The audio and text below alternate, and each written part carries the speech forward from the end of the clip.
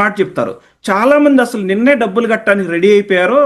మేము జస్ట్ ఆగండి, మీకు ఆఫర్ వస్తే మాత్రమే, మీరు సెలెక్ట్ అయితే మాత్రమే ఈ జాత మేము కట్టించుకుంటామని చెప్పేసి చెప్తారు అక్కడ. సో ఇదైపోద్ది. అయితే ఇక్కడ ఇప్పుడు మనకేమనిపిస్తుంది, అసలు నేను సెలెక్ట్ అయితే చాలరా బాబు, అదృష్టం అనిపించింది. ఈలోపు ఏం జరిగింది, ఫస్ట్ 1000 మెంబర్స్ వచ్చారు, తర్వాత రోజు 500 వచ్చారు, 600 వచ్చారు. ఇక్కడ ఈ 2-3,000 సెషన్స్ జరిగేదాన్ని ఏం చేస్తారంటే ఒక్క సెషన్లోకి మారుస్తారు మూడో మీటింగ్ దగ్గర నుంచి.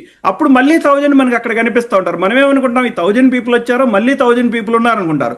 ఈ బ్యాక్గ్రౌండ్లో ఏం జరుగుతుంది, ఈ ఒకటో సెషన్ అయిన దగ్గర నుంచి, రెండో సెషన్ అయిన దగ్గర నుంచి బ్యాక్గ్రౌండ్ వర్క్ జరుగుతూ ఉంటుంది. ఇక్కడ జూనియర్ ఆర్టిస్టులు వర్క్ చేస్తూ ఉంటారు.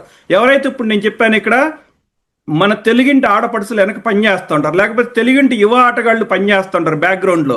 ఇక ఆ సార్కి ఎంత వచ్చిందని చెక్కులు పంపించడం ఇదంతా జరుగుతూ ఉంటుంది. అయితే ఇక్కడ ఇప్పుడు 5వ సెషన్ దగ్గరకు వచ్చాం మనం. ఇక్కడ ఏంటి, డబ్బులు పట్టుకొని చాలా మంది రెడీగా ఉన్నారు. మీరు